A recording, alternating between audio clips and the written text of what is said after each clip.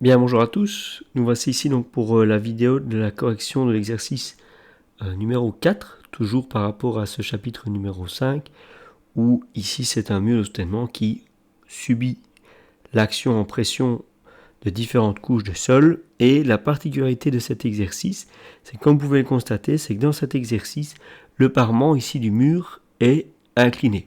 Et il est incliné ici de 15 degrés. Alors, par rapport aux exercices précédents du chapitre 5 qu'on avait calculé, donc soit l'exercice 1, 2 ou 3, il y avait ici donc différentes couches de sol qui restent par rapport à cet exercice exactement les mêmes du point de vue de la caractéristique, que ce soit du poids volumique, voire de l'ordre de fondement interne. C'est les mêmes sols que depuis l'exercice 1, et les hauteurs de sol aussi restent les mêmes. Donc si je compare l'exercice 1, c'est les mêmes épaisseurs, c'est les mêmes caractéristiques, sauf qu'ici, on avait un parement vertical et lisse. Et nous ici, on me demande de reprendre l'exercice 1, mais on va incliner le parement de 15 degrés. Donc le parement est lisse, mais incliné de 15 degrés par rapport à la verticale, comme on le voit ici. Qu'est-ce qu'on me demande de calculer? On me demande de calculer toujours la même chose, la poussée horizontale totale qui s'applique sur le mur et l'endroit où s'applique cette poussée horizontale totale, où elle s'applique par rapport à la face inférieure de la semelle du mur, de calculer les pressions exercées par chacune des couches de sol aux différents endroits des séparations des sols, et d'essayer d'estimer des pressions à différentes profondeurs que vous voyez ici, en sachant que le niveau 0 est pris par rapport au sommet de votre mur. Alors, qu'est-ce que j'ai fait moi ici en spécifique par rapport à cet exercice? D'office, je vous ai donné les coefficients de poussée ici des différents types de sols, et je vous ai mis ici ce que le fruit de mur de 15 degrés impliquait dans la résolution et la construction de votre résolution. Donc c'est vraiment ça. Ici, j'ai vraiment voulu dire, ok, on a un parement incliné à 15 degrés, mais qu'est-ce que ça va influencer sur vos calculs et sur vos réflexions de calcul? Ici, regardez, on va le faire dans l'ordre. Votre parement incliné ainsi de 15 degrés va faire en sorte que dans les formules que vous voyez ici, les formules des pressions en bleu ou les formules des poussées des couches sur le mur en rouge, dans ces formules, les valeurs des H que vous voyez ici, ça va être des H qui seront des longueurs de parement de mur en contact avec votre terre. Ces longueurs de mur, elles vont être obliques. Et on va même dire que pour la troisième couche, la longueur du parement, il ne fait pas ça. Okay, il part d'en bas, virtuellement, on va le prolonger jusqu'ici, et il va monter jusque là. Donc, chaque H dans les formules doit être considéré comme un H oblique. H3 est ici, H2 et H1. On verra après dans la suite du calcul. Et forcément, ces H obliques vont devoir être calculés.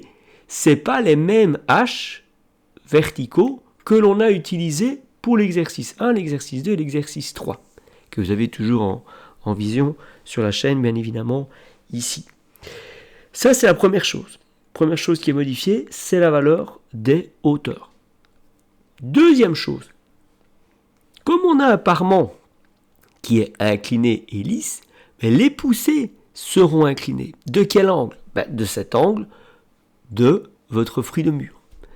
Alors si on regarde dans votre livre de slides, je vous avais positionné ici les différents cas, et c'est ce qu'on avait notamment même ici, dans le cas d'un écran lisse et incliné, puisque c'est notre cas ici, on a une inclinaison lambda, donc le fruit de mur à 15 degrés, et le parement est lisse. En fait, toutes les poussées que vous voyez ici vont être inclinées du fruit du mur lambda, qui est ici, à 15 degrés.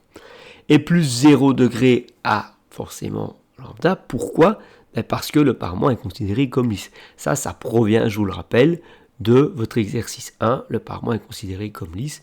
Et comme ici dans l'énoncé, on me dit que c'est le même que l'exercice 1, le mur, sauf que je l'incline de 15 degrés, d'office, ça sous-entend que forcément, notre paroi est lisse.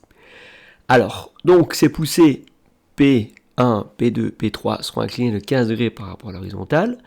Si j'ai un fruit mûr de 15 degrés, le coefficient KQ qu'on le retrouve ici est là. Ce coefficient KQ, si une des deux valeurs est différente de 0, d'office ça inclut que KQ sera différent du K gamma. Et ici, en l'occurrence, dans notre exercice, c'est le fruit de mûr qui vaut 15 degrés et le terre-plein horizontal lambda, lui, vaut 0. Donc d'office ici dans le calcul, je dois calculer les KQ puisqu'ils vont être différents des K gamma. Quatrième remarque, c'est que vu que les poussées vont être inclinées, voilà, les poussées vont être inclinées, vous devez calculer les poussées horizontales de chacune des couches en projetant la poussée oblique en une poussée horizontale en faisant P1 ou P2 ou P3 fois le cosinus des 15 degrés qui est notre fruit de mûr. D'accord ? Et puis ensuite, une dernière chose que là on n'a pas encore vu peut-être dans le détail, c'est que les bras de levier des poussées vont être obliques. Donc ça veut dire que quand vous allez calculer les distances par rapport à la face inférieure de votre semelle, ces distances vont être des distances obliques, puisque votre diagramme va être incliné. Le diagramme de pression va être incliné à chaque fois de 15 degrés. Et donc, les bras de levier des poussées, ces distances vont être inclinées et vous aurez à refaire la projection de ces bras de levier à la verticale. Et on va le voir ici en détail. Alors, on va commencer le calcul ici d'abord. Comme vous le voyez, je vous donne les trois valeurs des coefficients, K gamma 1, gamma 2, gamma 3. On va calculer les coefficients KQ, que ce soit pour 1, 2 ou 3 de la même manière, en faisant K gamma, le coefficient de la couche 1, ou 2 ou 3 en fonction de la couche, sur le cosinus du fruit de mûr 15 degrés, moins 0, puisque mon terre-plein est horizontal. Donc on voit ici que le KQ1 à 0,350 n'est pas le même que le K gamma 1 à 0,338. On ferait exactement la même chose pour KQ2 en faisant K gamma 2 sur le cosinus de 15 degrés et on obtiendrait 0,408. Idem pour ici le 0,447 qui est différent de 0,432. Alors pour la pression à 1,65 m de profondeur, alors il faut bien voir ici que je travaille avec une profondeur verticale. Donc on me le reprécise ici que la couche 0 est prise par rapport au sommet du mur. Donc quand je descends de 1,65, je ne descends pas en oblique, je descends à la verticale. Donc si je descends de 1,65, je descends de 35 plus 1,15 m. Donc normalement, je dois être dans la troisième couche de pas vraiment grand-chose en profondeur. Et vous le voyez, ce pas grand-chose, c'est les 15 cm. Alors ce qui est important de visualiser ici, c'est que les 15 cm de profondeur, moi je suis en contact mètre avec un parement qui est incliné. Donc, ça veut dire que la valeur H que je vais devoir placer dans ma formule ici, le H3 en question, il est sur un parement incliné. Donc, d'office, il faut différencier la valeur du 15 cm en profondeur verticale dans la couche du H3 qui est incliné. Donc, si je fais un petit dessin ici, peut-être en zoom pour vous montrer, je vais le faire en bleu, je descends de 15 cm, j'invente, je suis ici, à ce niveau-là. Là, j'ai 0,15 mètres, d'accord ? Mais en termes de H à mettre dans la formule ici, ce H, j'ai cette longueur-ci. Ça, c'est H3 incliné. Donc vous voyez que c'est complètement différent de considérer une profondeur verticale de 15 cm dans la couche 3 que de mettre la valeur H3. Alors on n'aura pas une grande différence, je vous rassure, entre H3 au saumon là, par rapport au 0,15, il n'y a quasi que dalle en différence. Mais quand on serait à des profondeurs un petit peu plus profondes, là on aurait des différences plus marquées et ça dépend aussi de l'intensité du fruit du mûr. D'accord ? Donc nous ici, qu'est-ce qu'on va faire ? On va dire que le H3, c'est 0,15 m sur cos de 15 degrés, et ça me donne 0,155 m. Donc, dans ma formule ici, je vais avoir la pression dans la couche 3 à 15 cm de profondeur, K gamma 3, fois gamma 3, fois le H3, plus KQ3 fois, alors qu'est-ce qui est considéré comme une surcharge pour la couche 3? Ben, c'est tout ce qu'il y a au-dessus, à savoir la surcharge sur le terre-plein s'il y en a une, la pression verticale de la couche 1 plus la pression verticale de la couche 2. Alors ici, il n'y a pas de surcharge, donc Q vaut 0, d'accord? Mais par contre, la pression verticale du sol 1, elle existe, et la pression verticale du sol 2, elle existe. Donc vous voyez que je n'ai fait que remplacer toutes les données dans ma formule pour atterrir à la pression de 10,62 kN par mètre carré. Alors la deuxième profondeur, vous voyez ici 2,15 m. C'est le même concept, sauf qu'à la place des 15 cm, je suis ici avec 65 cm. C'est un parement incliné, donc la valeur H3, puisque je suis dans la troisième couche, H3 c'est 0,65 m sur le cos de 15 degrés. Et j'arrive à 0,67. Alors il n'y a que 2 cm d'écart, je suis d'accord avec vous. C'est pas mort d'homme si on prend 65 ou 67, mais si on reste dans la logique, oui, on va prendre 67. Et là, par rapport à la formule que je vous ai placée ici au-dessus, donc par rapport à tout ça, ce qui va changer, c'est juste la valeur de la hauteur. Et là, ici, on est à 0,67 m. D'accord? On arrive ici à 2,15 m à 14,25 kN par mètre carré. Ça, c'est une partie des questions commandement, c'est les pressions aux deux profondeurs demandées. Arrive ensuite le diagramme de pression. Alors pour le diagramme de pression, je vais vraiment essayer de tout détailler ici avec vous. On va se baser sur les formules bleues. Alors ce qui est bien ici, c'est qu'il n'y a pas la notion de surcharge. Donc déjà, on s'enlève déjà une donnée à peut-être poser ou pas dans la formule. Ici, ce ne sera pas le cas puisqu'il n'y a pas de surcharge. Mais ce qui m'intéressait de vous montrer, c'est que quand on est par exemple dans le bas de la couche 1, le H1, c'est bien comme je vous le mets ici en rose, la longueur oblique du mur qui est en contact avec la couche de sol numéro 1. Et donc cette distance en rose, c'est bien les 35 cm divisé par le cos de 15 degrés pour avoir la longueur oblique en rose, ici.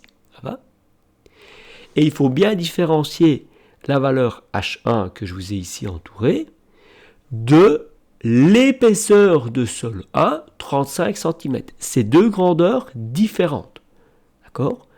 Le H1, c'est pour le mur, la longueur oblique du mur, et le 0,35 en bleu, c'est l'épaisseur du sol. J'en reviendrai sur la remarque juste après. Alors, quand vous êtes dans le dessus de la couche 2, c'est K gamma 2 puisque vous changez de sol. Toujours fois la même pression verticale que dans le bas de la couche 1, à savoir gamma 1, H1. Et le H1, ça restera toujours le H1 en rose. Plus KQ2 fois 0, puisqu'il n'y a pas de surcharge ici. Quand je suis ici dans le bas de la couche 2, je vais avoir K gamma 2 fois H2, plus KQ fois qu'est-ce qui est, donc KQ2, fois qu'est-ce qui est considéré comme surcharge pour la couche 2. Je le vois ici, ce qui est considéré comme surcharge pour la couche 2, c'est la surcharge, même s'il n'y en a pas, mais je le mets quand même, après ça vaudra 0, plus la pression verticale du sol 1. Et cette pression verticale du sol 1, c'est gamma 1 fois E1. Alors pourquoi est-ce qu'on fait apparaître E1? C'est quoi cette grandeur E1? Je différencie dans la formule de calcul de pression l'épaisseur de sol 1 qui sera toujours verticale à 0,35 m, donc 35 cm. Je différencie cette grandeur de la longueur oblique du mur en contact avec le sol 1 qui vaut H1 et qui est une distance oblique. Ça va? Donc c'est pour ça que vous voyez apparaître un E1. Donc après, je remplace mes données ici dans la formule, telle qu'elle. Dans le dessus de la couche 3, ce qui va changer par rapport au bas de la couche 2, c'est que vous modifiez les coefficients.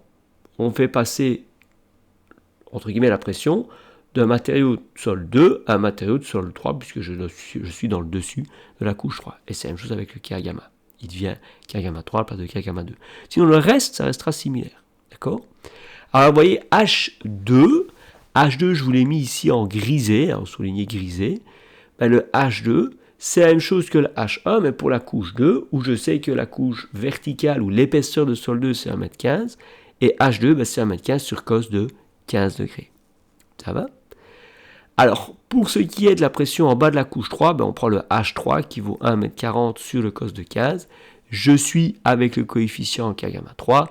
le gamma 3, le KQ3, plus ce qui est considéré pour la couche 3 comme surcharge, c'est la surcharge même s'il n'y en a pas, la pression verticale du sol 1, plus la pression verticale du sol 2. Et vous voyez, on revoit revenir E1 en surcharge, c'est toujours des épaisseurs, ce n'est pas des longueurs obliques, en surcharge verticale, et E2 en épaisseur verticale, ici à 1,15 m. Donc je prends bien toujours, quand je suis dans les surcharges, des épaisseurs de sol verticales et pas des longueurs obliques. Ça va ? Alors quand j'ai remplacé ici toutes les données par ce qu'on me donnait dans l'énoncé, j'atterris au diagramme que vous voyez ici en oblique, en orange. Ce diagramme est incliné de 15 degrés pour coller à la paroi, puisque je vous rappelle, on est avec la méthode de Poncelet et pas la méthode de Coulomb. Si on était avec la méthode de Coulomb, on aurait des coefficients Ka qui seraient différents des coefficients que je vous donne Ka gamma, d'accord ? Et on aurait un diagramme qui est vertical, ça va, qui aurait la même allure, mais qui serait vertical. Ici, on est avec Poncelet, donc Poncelet, on prend les longueurs obliques des murs, d'accord ? Et on incline les diagrammes de pression. Alors, qu'est-ce qu'on va faire quand on a ça ? Une fois que j'ai tracé mon diagramme en orange, je vais aller calculer la valeur des poussées. Comment je vais calculer les valeurs des poussées ? Deux manières de faire. Soit vous utilisez la formule en rouge, d'accord ? Et ça vous donne la valeur de la poussée numériquement. Ou alors la deuxième, qui vous aidera plus dans vos exercices, c'est de calculer la surface ici du triangle de pression de la couche numéro 1. Et on le voit ici, en fait le triangle il a une hauteur, puisqu'il y a un angle perpendiculaire ici à la base, il a une hauteur, ce triangle, de 0,35 m sur le cos de 15 degrés. C'est la hauteur du triangle que je vous ai entouré ici en rose. Donc pour trouver la surface de ce diagramme triangulaire de pression qui m'amènera à la poussée de la couche 1, je fais la base 1,65 kN par mètre carré fois la hauteur 0,35 m sur cos de 15 divisé par 2. Et j'arrive à 0,30 kN. Et puis, ce que je fais, c'est ce que je vous ai montré ici tout à l'heure. J'ai la poussée P1 ici. Pour trouver la poussée horizontale, je vais faire P1 fois le cosinus du fruit de mur, P1 fois le cosinus du fruit de mur, et j'arrive à P1x, la poussée horizontale qu'on me demande ici dans l'exercice. Alors, ce qui est très important à comprendre ici à partir de là, c'est qu'il va y avoir, pour les bras de levier, pour savoir où s'applique cette poussée horizontale de la couche 1 sur le mur, c'est qu'il va y avoir deux distances à calculer. La première distance à calculer, c'est la valeur de H1. Alors pour trouver la valeur, attendez, je vais enlever ce bazar-là. Donc voilà, une fois que c'est enlevé, pour trouver, je répète ici, la valeur de H1 qui est la distance oblique à laquelle s'applique perpendiculairement votre valeur de poussée ici en bleu, pour trouver cette distance H1, vous devez faire la distance oblique 3, 1,40 sur cos de 15, plus la distance oblique du sol 2, 1,15 sur cos de 15, plus le centre de gravité de votre triangle incliné ici de couche 1, ça s'applique au tiers de la distance oblique qui vaut 0,35 m sur cos de 15, la distance oblique divisée par 3 puisque c'est le centre de gravité de votre triangle, ça s'applique au tiers de la hauteur. D'accord ? Et donc j'arrive ici à 2,76 m. Et qu'est-ce que je fais avec ces 2,76 m ? Moi, je veux la distance maintenant perpendiculaire des 1 à ma poussée horizontale PAX. Et pour ça, j'ai qu'à faire la projection de la distance oblique. Comment est-ce que je vais faire ? Je vais faire ma distance inclinée, ici 2,76 m, fois le cosinus de 15 degrés pour avoir cette projection verticale. En fait, si vous imaginez que H1, on pourrait le démarrer à partir de là au-dessus jusque là en bas, et ce serait incliné de 15 degrés avec un angle droit ici en bas. Et donc votre distance H1 en bleu, ce serait quasi l'hypoténuse du triangle formé par H1 oblique, une base et la hauteur verticale que vous recherchez, D1. Donc voilà comment on trouverait D1 à 2,67 m. Ça va?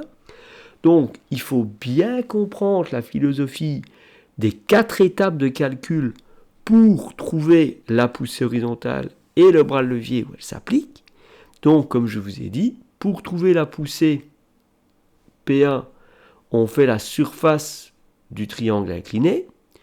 On peut vérifier la valeur de 0,30 en appliquant la formule encadrée en rouge en faisant gamma 1 fois gamma 1 fois H1 au carré sur 2 plus KQ1 fois la surcharge Q qui vaut 0 fois H1 et vous obtiendrez 0,30. Mais la formule en rouge, ça vous donne uniquement le 0,30. Ça ne vous donne pas la projection pour PAX. Il faut bien faire gaffe. D'accord ? Après, c'est à vous à faire la projection PAX qui est incliné simplement ce P de 15 degrés. Donc pour PAX, on fait P fois cosinus de 15 degrés. On obtient PAX. Et après, pour trouver les distances à laquelle s'applique ces PAX, on passe d'abord par le calcul de la longueur oblique H1. Et puis après, on fait la projection verticale pour trouver D1. C'est à chaque fois le même concept pour, comme vous le voyez, P2 et P3. C'est exactement la même philosophie. Ça ne change pas. Ça ne change pas. Vous retrouvez P2 surface du trapèze incliné. La différence ici, c'est qu'on a un trapèze dans la couche 2 et on n'a plus un triangle. On fait la projection de cette force par le cosinus de 15 degrés pour avoir la poussée horizontale dans le sol 2. Et on retrouve pour H2 la longueur oblique numéro 3 en mauve plus le centre de gravité du trapèze de pression dans la couche 2. Ça va, donc H2, je vous le refais ici 6 fois avec la souris, c'est la valeur H3 que vous voyez là-bas, plus la distance ici, c'est la distance en Y du centre de gravité du trapèze formé par la pression 93 et 8,69 en grande base. D'accord ?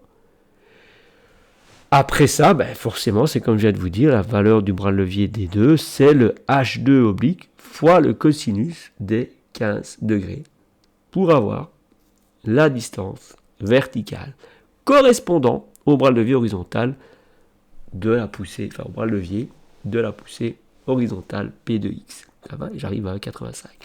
C'est la même chose pour ici P3, P3X, H3. Là, il n'y a plus que, vous le voyez, la hauteur, ou on va dire la distance du centre de gravité incliné de la couche numéro 3. Et puis la projection horizontale arrive là-bas. Après, pour ce qui est de la poussée totale horizontale, il faut bien faire gaffe. On ne prend que les poussées horizontales. Donc les 3 poussées horizontales que je vous ai mis en rouge, P3X, P2X et P1X, qui valait ici, je pense, ça devait être 0,29. Qui n'est pas énorme, mais qui doit quand même être pris en compte. Ça va ? Et vous arrivez à une poussée horizontale totale de 26,89. Alors, pour ce qui est de la distance à laquelle s'applique cette poussée horizontale totale, donc ici, j'ai pas rajouté le mot, mais je pense qu'il faudrait quand même essayer d'avoir ici, je vais le mettre, je sais pas moi, en orange, voilà. Vous voyez le mot horizontal qui est ici, il n'est pas mis ici dedans, or il devrait être ici avec la poussée horizontale totale, puisque c'est poussée totale, c'est pas la même chose. Et ça, je vais vraiment prendre le temps de vous faire la remarque pour vous faire comprendre les choses. C'est que une poussée horizontale ici, c'est sous-entendu toujours la poussée horizontale totale. Parce que si vous mettez une paroi qui n'est plus lisse, mais qui est rugueuse, là alors, dans ce cas-là, vous voyez que le fruit de mur, il est le même pour les 3 couches. J'ai pas de souci. Mais si vous avez un parement qui est incliné et rugueux, dans ce cas-là, alors, vous devez ajouter à chaque angle ici la rugosité correspondante avec l'angle de fondement interne du sol. Et les angles de fondement interne ne sont pas les mêmes d'un sol à l'autre. Donc vous allez avoir une même valeur lambda à additionner à chaque fois, entre parenthèses, a des valeurs qui sont différentes. Et donc c'est pour ça que je vous fais le rappel et j'insiste bien sur le fait qu'on doit calculer la poussée horizontale, parce que si j'ai 3 poussées inclinées de manière différente, je ne peux pas les additionner. Je dois additionner uniquement des poussées qui ont des directions identiques, à savoir des directions horizontales. Et ça, c'est important de le comprendre et de bien le maîtriser ici dans notre cas. Ça va ? Nous ici, on aurait 3 poussées d'inclinaison différentes, et la poussée totale, ce serait la poussée inclinée totale. Mais nous, on veut la poussée horizontale totale. D'accord ? Alors, pour ce qui est maintenant des conclusions qu'on peut donner ici entre l'exercice 1 et l'exercice 2, donc on va vraiment reprendre l'exercice 1, qui est aussi sans surcharge, mais avec un parement qui est vertical. Qu'est-ce qu'il en est au niveau, comme vous le voyez ici, des pressions, pression maximale ici, et poussée totale, et l'endroit où s'applique cette poussée horizontale totale. Regardez, on va regarder. D'abord, le diagramme des pressions ici, il est incliné de 15 degrés par rapport à l'horizontale, alors que dans l'exercice 1, je vous l'ai montré ici juste avant, le diagramme de pression, il est horizontal. Ça, c'est la première différence. Donc, un fruit de mur amène une inclinaison dans votre diagramme de pression, dans sa représentation, dans son dessin. La deuxième chose, la pression maximale en pied de mur, elle est ici chez nous égale à 19,74 kN par mètre carré. D'accord ? C'est le résultat de toute cette formule-ci, qui est matérialisée ici. Dans l'exercice 1, on avait 15,32. Donc, ça veut dire quoi ça ? Ça veut dire que la pression, ici, quand j'incline mon parement, elle est un peu plus grande que si le parement il est vertical. De combien est-ce que je vais avoir une augmentation ? Je vais passer de 19 ED à 15 ED. Je vais avoir une augmentation de 29%. Alors ici, comment est-ce que je fais pour trouver cette augmentation ? Il suffit de faire 19, je pense que c'est 19,72 de mémoire, si je ne m'abuse, la pression max. 19,74, pour 2 centièmes de différence, on ne va pas chicaner. Sur 15,32, vous voyez, j'arrive quasi à 29% d'augmentation. Donc là, ici, je suis quasi à 29% d'augmentation en le fait de passer de l'exercice 1 à l'exercice numéro 4. J'augmente ma pression de quasi 30%.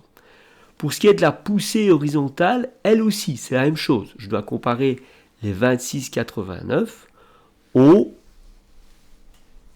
20,72. Là, on voit que j'ai une augmentation de quasi 10 kN, donc c'est quasi à peu près 30% d'augmentation entre l'exercice 1 et l'exercice numéro 4. Donc, l'exercice 4 amène une augmentation plus grande au niveau de la poussée horizontale totale, qui est, comme on dit, non négligeable, puisque c'est quand même un tiers quasi d'augmentation, qui est pas mal. Et enfin, la dernière remarque qu'on va visualiser, c'est sur l'endroit où s'appliquent ces poussées horizontales totales.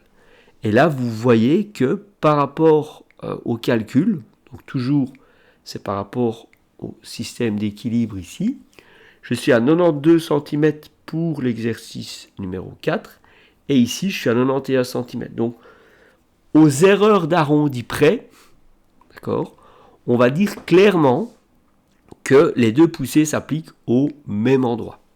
Franchement, entre 91 cm et 92 cm sur un mur qui fait quasi 4 mètres, perso, l'erreur elle est vraiment pas énorme. Et donc pour moi, c'est appliqué au même endroit. Ça va ? Alors, qu'est-ce qu'il y a à retenir et à bien comprendre dans cet exercice-ci qui amène une petite difficulté ? Je pense que ce qui est vraiment important à comprendre, c'est les 5 petites remarques que je vous ai mises ici au-dessus. Ça, pour moi, c'est la base. Si vous avez compris que quand il y a un fruit de mur, les hauteurs H qui interviennent dans les formules ici, ça va, en termes de pression ou de poussée, si vous avez compris que les hauteurs sont les hauteurs obliques, c'est parfait. Si vous avez compris par la suite que par le fait qu'il y ait un parement incliné, on va incliner les poussées, d'accord? Soit de manière identique si le mur est lisse, soit de manière non identique si le mur est rugueux, elles seront chacune inclinées d'un angle différent, c'est parfait. Il faut comprendre que on doit incliner les poussées quand le mur est incliné. Troisième chose, c'est que on doit calculer et on doit avoir une valeur de KQ, donc le coefficient qui est ici KQ, doit être différent des K gamma puisque vous faites intervenir un fruit de mur. Bon, après, s'il y a aussi un terre-plein incliné, voilà, on pourrait le faire aussi, quoi. Mais dans notre cas, c'était un fruit de mur qui apparaissait. Donc, ça amène une différence supplémentaire ici dans notre calcul, qu'il faudra prendre en compte dans les calculs des pressions ou des poussées ici. Alors, aussi, même chose comme je vous l'ai précisé, c'est que comme on a des poussées qui sont inclinées, que ce soit dans un cas lisse ou rugueux, d'office, on doit calculer les composantes horizontales comme vous voyez ici en vert. C'est important de le comprendre. Et ça, vous devrez les calculer ici telles quelles.